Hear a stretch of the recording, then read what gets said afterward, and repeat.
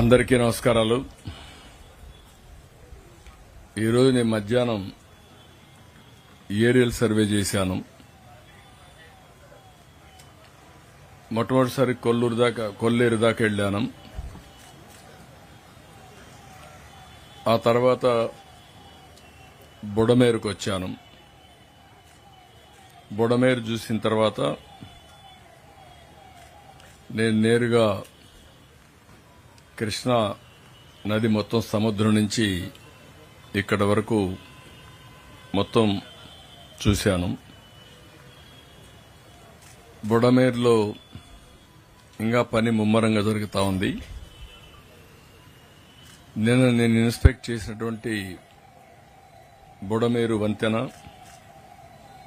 అదే మరి మధురానగర్ ఎక్కడైతే అబ్స్ట్రక్షన్స్ ఉన్నాయో అవన్నీ కూడా తీసేయమని చెప్పి చాలా స్పష్టంగా ఆదేశాలు ఇచ్చాను. మళ్ళా ఒకసారి సూపర్వైజ్ చేశాను. ఇప్పుడు ప్రధానంగా బుడమేరు బ్రీచ్ క్లోజ్ చేయాలి. దానివల్ల నీళ్లు వచ్చేది ఆగుతుంది. ఇప్పుడుండే నీరన్నీ కూడా డ్రైన్ చేయాలి. ఇవన్నీ బయట వెళ్లిపోవాలి. అప్పుడే మేము చేసే పనులకు సార్థకత ఉంటుంది. ఈరోజు 6వ రోజు చాలా స్ట్రగుల్ చేస్తున్నాం. నిన్న మళ్ళా వర్షాలు వచ్చాయి. వర్షాలు వచ్చిన తర్వాత 3 బ్రీచ్ల్లో 2 బ్రీచ్ని క్లోజ్ చేశాం. ఒకటి ఉంది. ఆ ఒకటి వల్ల 40-50% నీళ్లు వచ్చే పరిస్థితి వస్తా ఉంది. నిన్న 9,000 క్యూసెక్స్ ఆఫ్ వాటర్ వచ్చింది. ఆ వాటర్ వల్ల కొద్దిగా కొన్ని ప్రాంతాల్లో లెవెల్స్ పెరిగి మళ్ళా ఇబ్బంది కలిగించే పరిస్థితి వచ్చింది. ఇప్పుడు తగ్గింది. దగ్గర 3,000 3,500 వస్తా ఉంది. అయితే రాత్రికి గాని తెల్లవారి లోపల ఆ బ్రీచ్ని ఆ గండి పడిన దాన్ని క్లోజ్ చేయబోతున్నాం. వెరీ డిఫికల్ట్ గా ఉంది. అయినా కూడా సర్వశక్తులు ఒడుతున్నాం. ఆన్ వర్కింగే దాన్ని ఎట్లా క్లోజ్ చేయాలనో ఈ బోల్డర్స్ తేవడం, అక్కడ ఒక మంత్రి దీపని కూర్చోవడం, ఈవెన్ మిలిటరీ కూడా, ఆర్మీ కూడా వచ్చారు. వాళ్ళు కూడా దీనికి ఫస్ట్ టైం. మాకు కొత్త వర్క్ ఇది. ఇంతవరకు చాలా పనులు చేశాం కానీ ఈ పని మాకు కొత్తగా కనబడిస్తా ఉంది. మీతో కూడా కలిసి మేము కూడా ఆలోచనలు ఇస్తామని వాళ్ళు కూడా చెప్పే పరిస్థితికి వచ్చారు. కానీ ముందుకు పోతున్నాం. కాన్ఫిడెంట్ గా రాత్రి లోపల క్లోజ్ చేయాలని సర్వశక్తులు వినియోగిస్తున్నాం. అదైతే పైన నుంచి వచ్చే వాటర్ మనకు ఈరోజు మధ్యాహ్నం కూడా నేను అడిగాను, ఎక్కడైనా క్యాచ్మెంట్ ఏరియాలు రెయిన్స్ పడ్డాయని అడిగాను. ఎక్కడా క్యాచ్మెంట్ ఏరియల్ రెయిన్స్ పడలేదు ఈ రోజు వరకు మధ్యాహ్నం నుంచి. ఇప్పుడు ప్రస్తుతానికైతే ఇన్ఫ్లోస్ రావనేది ఒక నమ్మకం. మళ్లీ ఇప్పుడు రాత్రికి పడితే 5-6 గంటల్లో మళ్ళా నీళ్లు వచ్చే ప్రమాదం వస్తుంది. ఏదేమైనా అన్ని జాగ్రత్తలు తీసుకుంటున్నాం. అన్ని కంట్రోల్ చేయడానికి ముందుకు పోతున్నాం. ఇంకొక పక్కన ఒక వార్ ఫుటింగ్ లో మొత్తం కార్యక్రమాలన్నీ చేస్తున్నాం. ఎప్పటికప్పుడు నేను 4-5 రోజులు నేను చెప్తున్నాను. పబ్లిక్ నుంచి మేము ఫీడ్బ్యాక్ తెప్పించుకుంటున్నాను. ఐవీఆర్ఎస్ ద్వారా వేరియస్ ఇన్ఫర్మేషన్ తెప్పించుకొని దాని మీద ఏ విధంగా యాక్ట్ చేయాలన్నా మా వాళ్ళకు కూడా ఫీడ్బ్యాక్ ఇచ్చి ముందుకు తీసుకెళ్తున్నాం. 149 సచివాలయాలు అర్బన్ ఏరియాలో, ఒక 30 సచివాలయాలు రూరల్ ఏరియాలో, అదే సమయంలో 32 వార్డుల కింద డివైడ్ చేసి, డివిజన్ల కింద డివైడ్ చేసి ఎప్పటికప్పుడు వచ్చిన సమాచారాన్ని అక్కడుండే ఇన్ఛార్జెస్ పంపిస్తున్నాం. వాళ్ళను కూడా యాక్టివేట్ చేస్తున్నాం. ఇంకా లాస్ట్ మైల్ రీచ్ కావడానికి ఏమేం చేయాలన్నా అవన్నీ చేస్తున్నాం. ఈరోజు మీరు చూస్తే శానిటేషన్ మొత్తం జరిగిందా లేదా అని అడిగితే దగ్గర 76.2% మా ప్రాంతంలో శానిటైజేషన్ బాగా జరిగిందని చెప్పే పరిస్థితికి వచ్చారు. ఇంకా మీ ప్రాంతంలో నీళ్లు ఉన్నాయని అడిగితే 68% నిన్నటి కంటే ఒక 5% తగ్గింది. ఇంకా నీళ్లున్నాయని చెప్పే పరిస్థితికి వచ్చారు. ఇంకొక పక్కన మెడికల్ క్యాంప్స్ రన్ అవుతున్నాయంటే 76% రన్ అవుతున్నాయని చెప్పారు. నిన్నటి కంటే ఒక 6-7% పెరిగింది. ఇంకొక పక్కన క్వాలిటీ ఆఫ్ ఫుడ్ కూడా అడిగితే 80% క్వాలిటీ బాగుందని చెప్పే పరిస్థితికి వచ్చారు. ఎక్కడైనా క్వాలిటీ బాగాలేకపోతే ఆ కన్సర్న్ ఎవరైతే ప్రిపరేషన్ చేస్తారో వాళ్ళకి చెప్పడం, దాన్ని వీలైతే డిస్కంటిన్యూ చేయడం, లేకపోతే ఇంప్రూవ్ చేయడం, రెండు కూడా సైమల్టేనియస్గా చేస్తున్నాం. ఈరోజు మీరు చూస్తే ఫుడ్ పాకెట్స్ అయితే 3,12,300 ఫుడ్ పాకెట్స్ ని డిస్ట్రిబ్యూట్ చేశాం. ఇంకొక పక్కన ఏదైతే water bottles 11,54,000 water bottles distribute చేశాం. 4,51,000 మిల్క్ డిస్ట్రిబ్యూట్ చేశాం. బిస్కెట్స్ అయితే 5,70,000 డిస్ట్రిబ్యూషన్ చేశాం. క్యాండిల్స్ కూడా ఎక్కడైతే కరెంట్ లేదో అక్కడ క్యాండిల్స్ ఒక 74,000 ఇచ్చాం. మ్యాక్స్ బాక్సెస్ కూడా ఒక 50,000 ఇచ్చాం. ఇది కాకుండా 224 ట్యాంకర్స్ పనిచేస్తున్నాయి. 400 ట్రిప్పులు తిరిగాయి. ఒక 24 ట్యాంకర్స్ ఏదైతే శానిటేషన్ కూడా ఉపయోగిస్తున్నారు. వాటర్ కనెక్షన్స్ అన్నిట్లో 1,29,000లో 1,16,803 కనెక్షన్ ఇవ్వడం జరిగింది. పైపుడ్ వాటర్ అయితే 2 రోజులు వాడొద్దని చెప్పాం. అదర్ పర్పసెస్ వాడుకోవచ్చు, కానీ తాగడానికి వాడేదానికి వీలు లేదు. అది అయిన తర్వాత వాడుకోవచ్చు. 12,197 కనెక్షన్స్ మాత్రం ఇంకా తీసుకోలేదు. దానికి కారణం అక్కడుండే వాళ్ళ దగ్గర అపార్ట్మెంట్స్ లో ఉంటారు, పంపులుంటాయి, అవి తడిచిపోయి ఇబ్బందులున్నాయి. అవి రిపేర్ చేసుకున్న తర్వాత అది వాడుకునే అవకాశం వస్తుంది. శానిటేషన్ మొత్తం మీరు చూస్తే అన్నిటికడ ఈ వర్క్ స్టార్ట్ అయింది. 7,100 మంది శానిటేషన్ వర్కర్స్ రాత్రింబగళ్ళు పనిచేస్తున్నారు. 12,046 మెట్రిక్ టన్నులు సాలిడ్ వేస్ట్ ని డిస్పోజ్ చేశారు. రోడ్లైతే 458 కిలోమీటర్లు క్లీన్ చేశారు. అందులో 4,058 కిలోమీటర్లుంటే 290 కిలోమీటర్లు క్లియర్ చేశారు. ఈరోజు ఫైర్ డిపార్ట్మెంట్ 110 ఫైర్ స్టేషన్స్ పనిచేస్తున్నాయి, ఇంజిన్స్ పనిచేస్తున్నాయి. 10,000 టార్గెట్ పెట్టుకున్నారు. సాయంత్రం 4:30కి 4,660 ఇండ్లు చేయగలిగారు. ఇప్పటికి 10,000 అయినాయి. రాత్రికి ఒక 15,000 అవుతాయని చెప్పి ఆశిస్తున్నాం. ఇది కూడా వార్ ఫుటింగ్ లో చేస్తున్నారు, కానీ ఇవన్నీ కూడా ఇల్లు చేయాలి కాబట్టి కొంత లాజిస్టిక్స్ ప్రాబ్లమ్స్ ఇవన్నీ వస్తున్నాయి. ఎంత వీలైతే అంత కంప్లీట్ చేస్తారు. ఇంకొక పక్కన 78 కిలోమీటర్ రోడ్స్ కూడా క్లియర్ చేశారు. ఎక్కడ శాండ్ ఉన్నా, డర్టీగా ఉన్నా అవన్నీ కూడా నీళ్లు పెట్టి క్లీన్ చేసే పరిస్థితికి వచ్చారు. ఎలక్ట్రిసిటీ మొత్తానికి ఇచ్చారు, కానీ 23,514 కనెక్షన్స్ ఇవ్వలేకపోతున్నారు. అక్కడ నీళ్లున్నాయి, షార్ట్ సర్క్యూట్ వస్తుంది. అదే సమయంలో ఒక్కోసారి ఇబ్బందులు వస్తాయనే ఉద్దేశంతో కరెంట్ షాక్లు గిటికోసరం ఇవి ఎప్పుడైతే నీళ్లు రిసీడ్ అవుతానే ఇమీడియట్ కనెక్షన్స్ ఇవ్వడానికి సిద్దంగా ఉన్నారు. గ్రామీణ ప్రాంతాలైతే మొత్తం కనెక్షన్స్ అన్ని ఇచ్చేశారు. ఇది కాకుండా మెడికల్ క్యాంప్స్ కూడా 161 మెడికల్ క్యాంప్స్ పెట్టారు. ఈరోజు 12,000 మందిని చూశారు. ఈ 2-3 రోజుల్లో 54,000 మందిని ట్రీట్మెంట్ ఇచ్చారు. ఈరోజు మీరు చూస్తే ట్రాన్స్పోర్టేషన్ దగ్గర 681 వెహికల్స్ పనిచేస్తున్నాయి. ట్రాక్టర్లు, బస్సులు, ఆటో రిక్షాలు, జేసీబీలు, క్రెయిన్స్ ఇవన్నీ కలిపి 681 పనిచేస్తున్నాయి. ఇవి కాకుండా దగ్గర 1,300 పీడీఎస్ వెహికల్స్ పనిచేస్తున్నాయి. లారీలు గాని, చిన్న ట్రక్స్ గాని 1,300 పనిచేస్తున్నాయి.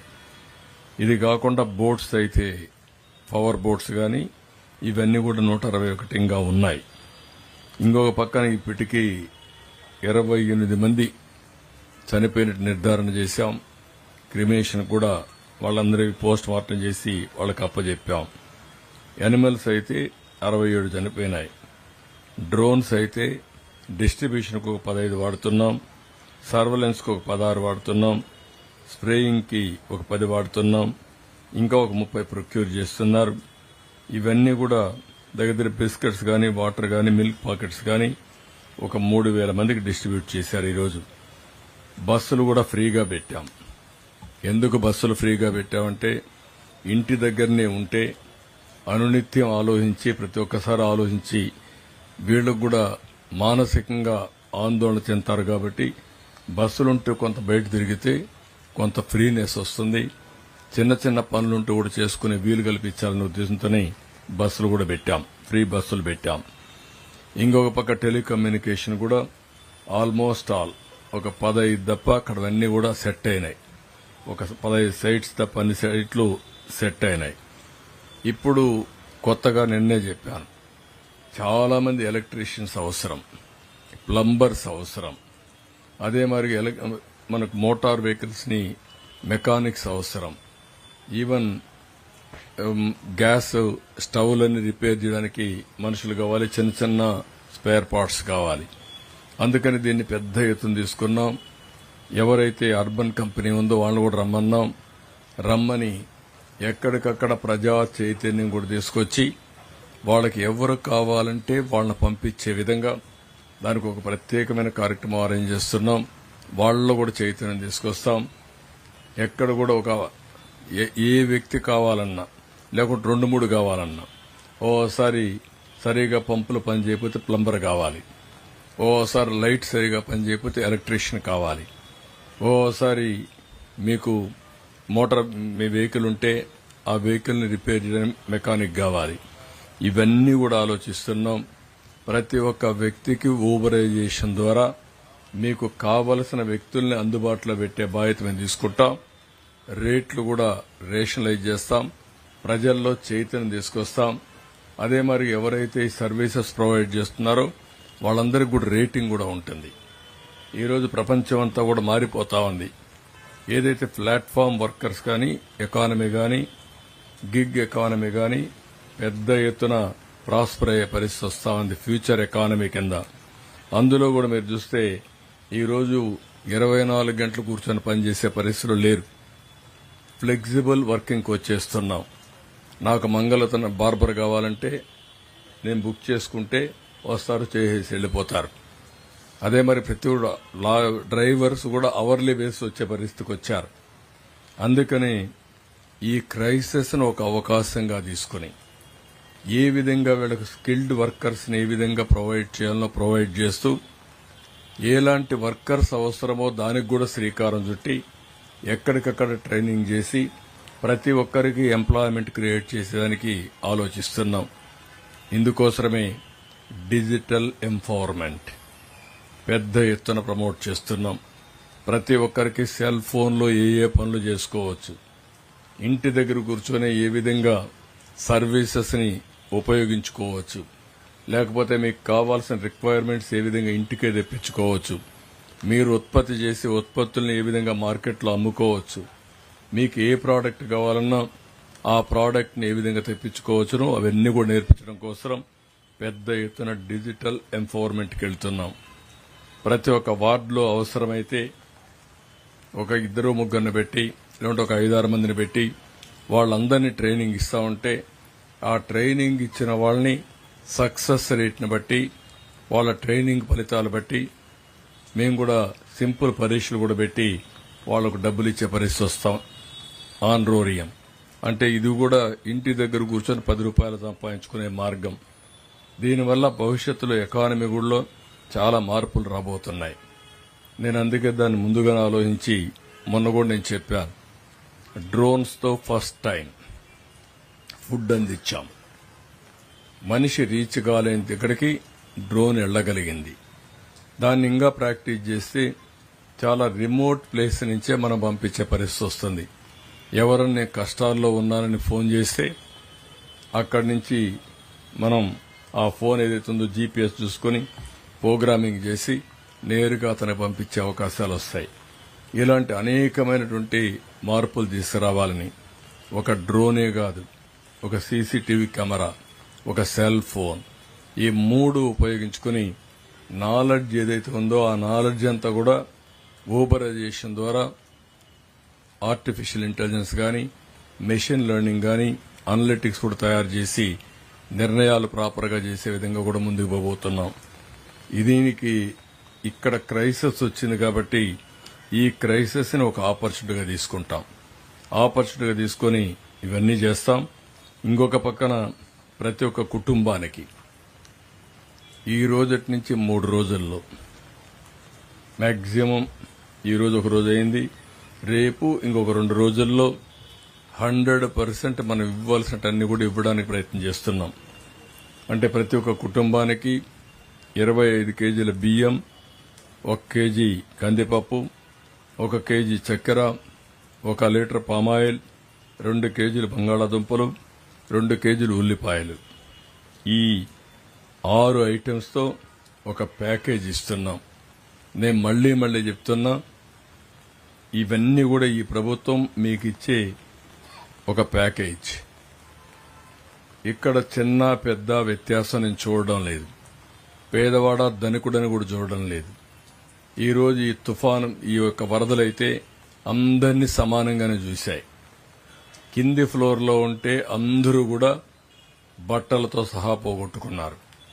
ఫస్ట్ ఫ్లోర్లో ఉంటే 3 రోజులు పని లేకుండా 5-6 రోజులు ఇంట్లో ఉండే పరిస్థితికి వచ్చారు. అందుకే ఈ ప్యాకేజీని అందరికీ వర్తింపజేస్తున్నాం. ఈ ప్యాకేజీ మీకు వచ్చే వరకు ఫుడ్ సప్లై కూడా కొనసాగిస్తాం.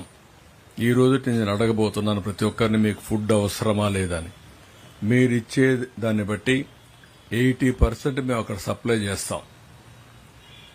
అప్పుడు మీకు ఫుడ్ రాలేదనే బాధ ఉండదు. ఆ విధంగా ఫుడ్ కూడా పంపిస్తాం.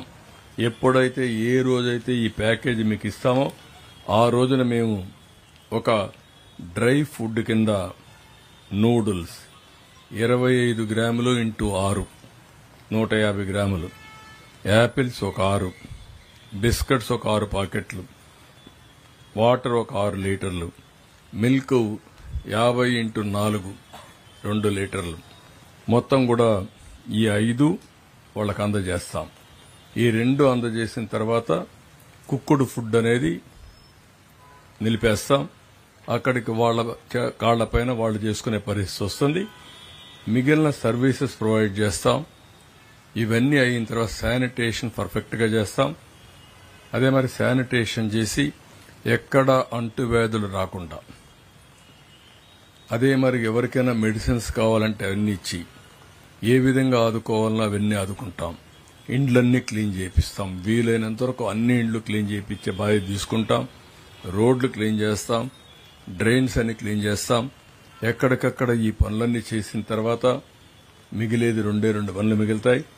అవి 2 మీరు చూస్తే, ఒకటి వాళ్ళ ఇల్లు రిపేర్ చేసుకోవడానికి అవసరమైనటువంటి స్కిల్డ్ లేబర్, వాళ్ళని కూడా ఆన్లైన్లో పెట్టి ఎప్పటికి కూడా మానిటర్ చేస్తాం. 2 దానికి అవసరమైతే కొంత సబ్సిడీ కూడా ఇస్తాం. రెండోది, ఏదైతే ఈరోజు ఈ ప్రాబ్లమ్స్ అన్ని వచ్చిన తర్వాత మేము ఇన్ని ఇచ్చిన కూరగాయల విషయంలో రేట్లు విపరీతంగా పెంచేసే పరిస్థితికి వస్తున్నారు. అందుకే దీనికి కూడా ఒక రిస్ట్రిక్షన్ పెట్టుకున్నాం. ఆ రిస్ట్రిక్షన్ ప్రకారం మీరు చూస్తే ₹2, ₹5, ₹10 కూరగాయలు ఏది తీసుకున్నా ఈ 3 కాంబినేషన్లోనే ఉంటాయి. ఒక కాంబినేషన్లో ₹2కే ఇస్తారు, ఒక కాంబినేషన్లో ₹5కే ఇస్తారు కేజీ, ఒక కాంబినేషన్లో ₹10కి ఇస్తారు. అలాంటివి ఎన్ని వీలైతే అని తీసుకొస్తాం. ఈరోజు 40 మెట్రిక్ టన్నులు తీసుకొచ్చాం.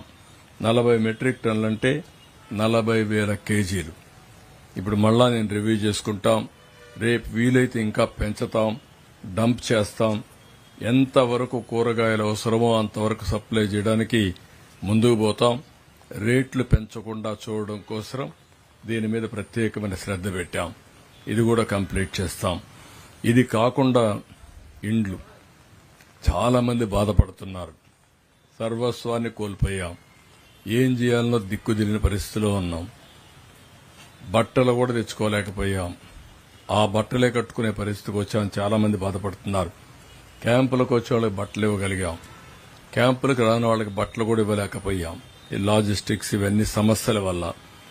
ఇప్పుడు దానికోసం ఇంకొక పక్కన ప్రతి ఒక్క ఇంట్లో పుస్తకాలు పోవడం, చిన్న చిన్న బెడ్స్ ఇవన్నీ ఉంటాయి కూడా పోవడం, యుటెన్సిల్స్ పోవడం, ఇంకొకటి కాదు ఎలక్ట్రానిక్స్ కూడా ఆ ఇంట్లో ఉంటే ఒక ఫ్రిడ్జ్ కానీ లేకపోతే ఒక టీవీ కానీ ఒక గ్యాస్కు ఉన్న స్టవ్ కానీ లేకపోతే ఇంకా చిన్న చిన్నవన్నీ ఏసీ కానీ అన్నీ పోయినాయి.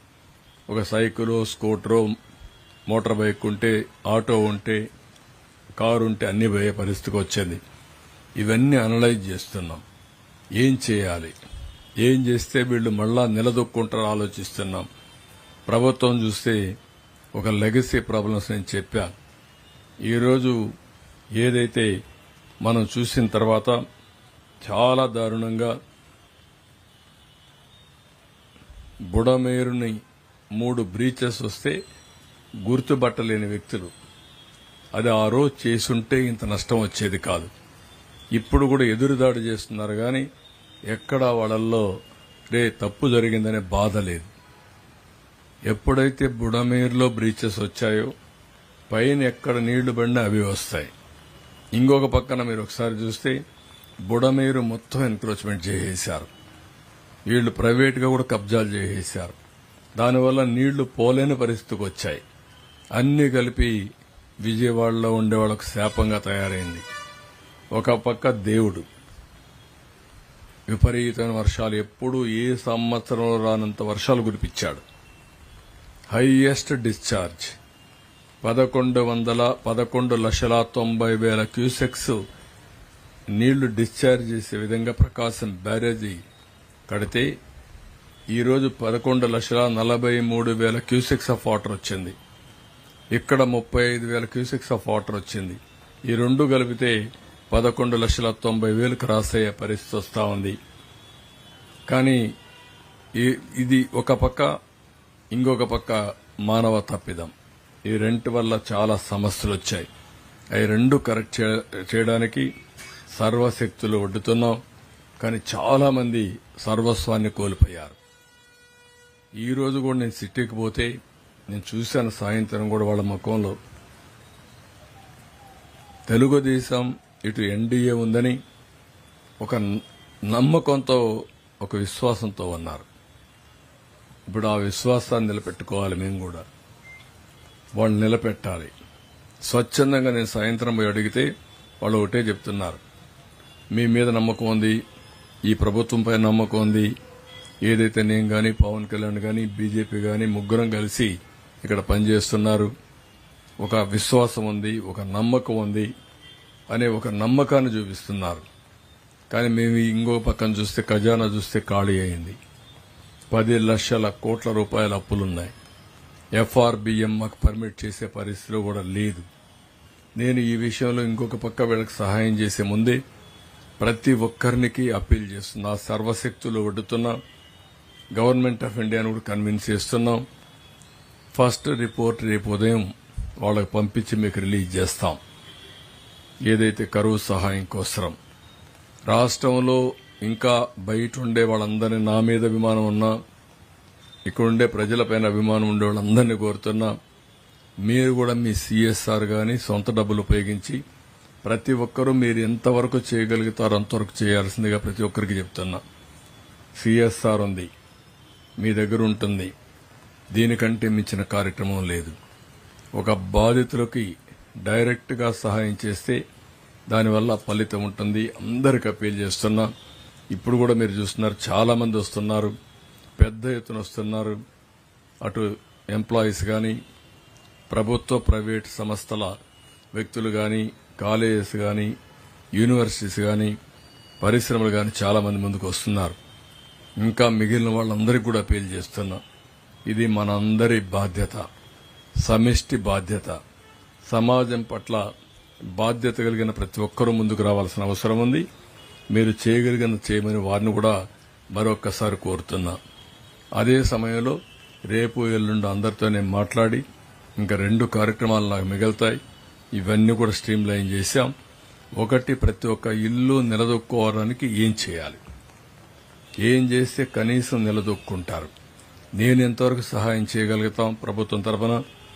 2, వాళ్ళకు కూడా కన్జంప్షన్ లోన్స్ ఏమైనా ఇప్పించి కొంతవరకు ఏమైనా అడ్జస్ట్ చేస్తామా, లాంగ్ టర్మ్ ఇన్స్టాల్మెంట్స్, రీపేమెంట్ ఇవన్నీ పెట్టి. రెండోది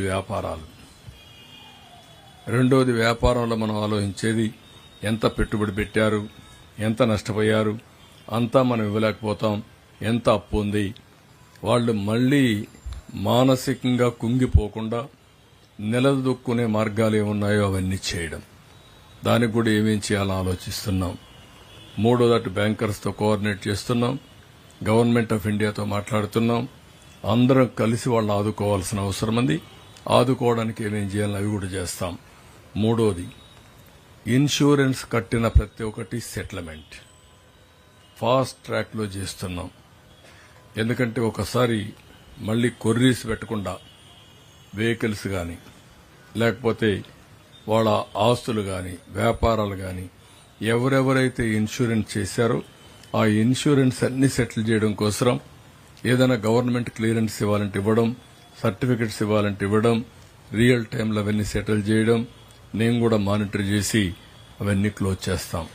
ఇవన్నీ చేసి మళ్లీ విజయవాడలో ఇలాంటి విపత్తులు రాకుండా ఏం చేయగలుగుతాం, బుడమేరుని ఏ విధంగా హ్యాండిల్ చేస్తాం, అదే మరి ఫ్లడ్ వస్తే ఏ విధంగా కంట్రోల్ చేస్తాం. ఒకప్పుడు విశాఖపట్నంలో ఉదూద్ వస్తే ప్రీ ఉదూద్ విశాఖపట్నం, పోస్ట్ ఉదూద్ విశాఖపట్నం అని మాట్లాడుకున్నాం. అదే లెవెల్లో విజయవాడ కూడా ప్రీ వరదలు, పోస్ట్ వరదల కింద మాట్లాడే విధంగా విజయవాడను కూడా తయారు చేసుకోవాల్సిన బాధ్యత మనందరిపైన ఉంది. ఇక్కడుండే సిటిజన్స్ అందరి కోరుతున్నా, రాష్ట్ర ప్రజలందరినీ కోరుతున్నా, ఇది రాజధానిలో భాగం. ఈ రాజధానిలో భాగమైన ఇక్కడ కూడా ఎలాంటి విపత్తు వచ్చినా ఏమాత్రం డ్యామేజ్ లేకుండా చేసుకోవాల్సిన బాధ్యత అందరిపైన ఉంది. దానికి కూడా ఒక మాస్టర్ ప్లాన్ తయారు చేస్తాం, అది కూడా ఎగ్జిక్యూట్ చేస్తాం. ఇది బ్రీఫ్ గా ఈ రోజు చేసిన పనులు, మీకు అన్ని విషయాలు మేము ముందర పెడుతున్నాం.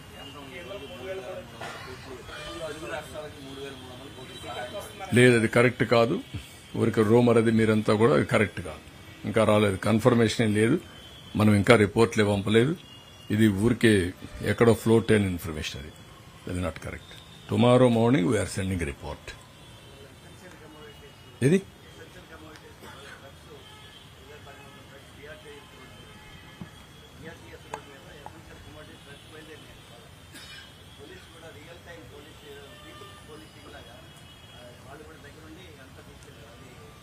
నాకు బాగా చేశారు. ఇంకొంచెం మా వాళ్ళలో కూడా చిన్న ఇది జరిగింది. ఎక్కువ వెహికల్స్ పెట్టారు. ఆ లాజిస్టిక్స్ కొద్దిగా సరిగా చేయలేదు చెప్పాను నేను. ఎందుకంటే నేనంటే కొంచెం ప్రజల్లో ఒక విశ్వాసం, నేను ఏది చేసినా పద్ధతి ప్రకారం చేస్తానని. ఎవరు పద్ధతి ప్రకారం చేయకపోయినా, పద్ధతి తప్పినా బ్లేమ్ నా మీద వస్తుంది. నేను ఆ మాట మా వాళ్ళకి చెప్పాను. ఈరోజు 80,000 డిస్ట్రిబ్యూట్ చేయాలనుకున్నాం. ఈరోజు డిస్ట్రిబ్యూట్ చేసింది 15,000 డిస్ట్రిబ్యూట్ చేయగలిగాం. There is some problem. కడాన వీళ్లు ప్యాక్ చేయడంలో కూడా కొన్ని ప్రాబ్లమ్స్ ఉన్నాయి. రేపు మేము ఒక 40,000, 45,000 వరకు ఒక 16 డివిజన్లు ప్రారంభించారు. ఈ 16,000లో ఇదే మరి డిస్ట్రిబ్యూషన్ చేసేస్తాం. మిగిలిందంతా కూడా ఫెయిర్ ప్రైస్ షాపు పంపించి, ఫెయిర్ ప్రైస్ షాపులో నేను ఇప్పుడు చెప్పినటువంటి ఇవన్నీ కూడా మీకు చెప్పాను లిస్టు. ఇవన్నీ కూడా లిస్టు పెట్టి అందరికీ రేపు ఒక వాట్సాప్ మెసేజ్ కూడా పంపిస్తాను నా పేరుతో. ఇది మీకు ఇచ్చే ప్యాకేజ్, గట్టిగా అడిగి తీసుకోమని. మీరు కూడా పబ్లిసైజ్ చేయండి. ఒకరోజు వేసామని అలసిపోవద్దండి. ఒక 3-4 సార్లు వేయండి, ప్రజల్లోకి వెళ్ళేయండి. ప్రజలు దానిపైన ఇది నా ఎంటైటిల్మెంట్, నా హక్కు అని దబాయిని తీసుకునే పరిస్థితి వస్తుంది. ఎక్కడా మిస్అప్రోప్రియేషన్ జరగదు. కొంతమంది బాధ్యత లేకుండా ప్రవర్తిస్తున్నారు. కానీ నేను మిమ్మల్ని అందరినీ కోరేది, ఎక్కడికక్కడ ఎవరికి తోచిన విధంగా వాళ్ళు పనిచేద్దాం. పాజిటివ్గా పనిచేసి వాళ్లకు చైతన్యవంతులు చేయడానికి, మనం ఇచ్చే రిలీఫ్ కూడా సక్రమంగా అందడానికి ఏమేం చేయాలో మనం చేయాల్సిన అవసరం ఉంది. దీనికి సహకరించండి. అందుకని నేనేమంటున్నానంటే, ఇవన్నీ కూడా రేపటి నుంచి ఇప్పుడు ఇచ్చింది కూడా ఆన్లైన్లో ఇస్తున్నారు. ఫుడ్ కొద్దిగా ఇచ్చిన వాళ్ళు తీసుకున్నారు, అది తప్పలేదు.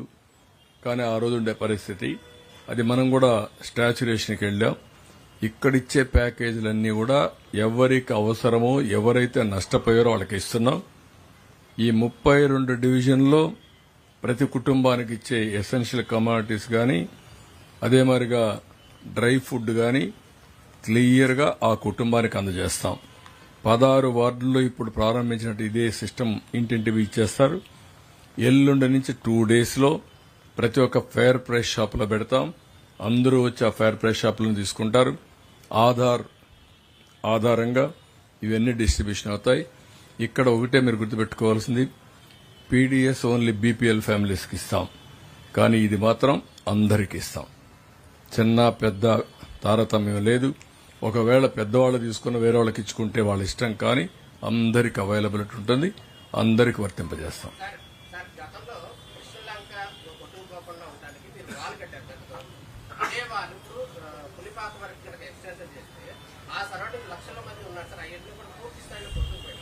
డిఫరెంట్ గా అవన్నీ వర్కౌట్ చేస్తాం.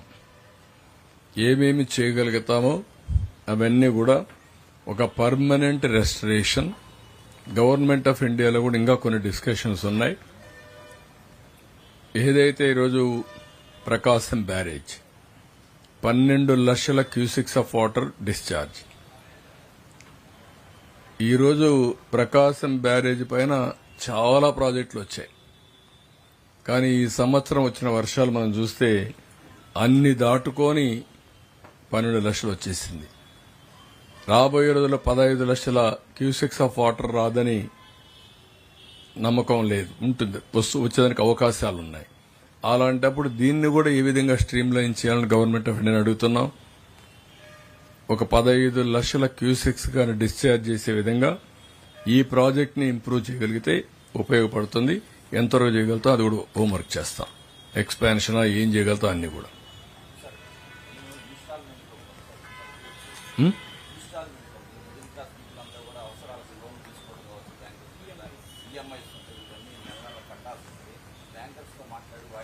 అవన్నీ కూడా వర్కౌట్ చేస్తున్నాం. మీరు ఇంటికి తీసుకున్నటి మిడిల్ క్లాస్ కావచ్చు, అప్పర్ మిడిల్ క్లాస్ కావచ్చు, లోయర్ మిడిల్ క్లాస్ కావచ్చు, వ్యాపారస్తులు కావచ్చు, ఇండ్లు కావచ్చు, అవన్నీ రీషెడ్యూల్ చేసి ఏం చేయాలో అన్ని వర్కౌట్ చేస్తున్నాం. అవన్నీ కూడా ఆధార్ కార్డ్స్ అవన్నీ ఇప్పిస్తాం. డాక్యుమెంట్స్ పెద్ద ప్రాబ్లం కాదు. ఓన్లీ ప్రాబ్లం ఫైనాన్షియల్ అసిస్టెన్స్ ఏం చేయాలి, ఎట్లా రివైవ్ అవుతారు. అవన్నీ నాన్ ఫైనాన్షియల్ ఇష్యూస్ ని పెద్దగా పట్టించుకోవాల్సిన అన్ని రెడీమేడ్గా ఇచ్చేస్తాం. అది పెద్ద ఇష్యూ కాదు. ఎక్కడ డబ్బులు తీసుకోకుండా సప్లై చేద్దాం.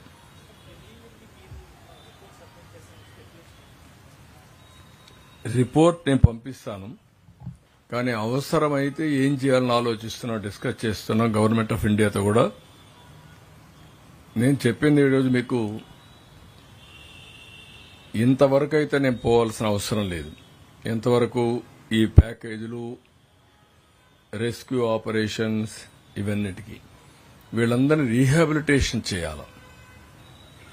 ఇండ్లకు సహాయం ఇవ్వకపోతే తట్టుకోలేరు.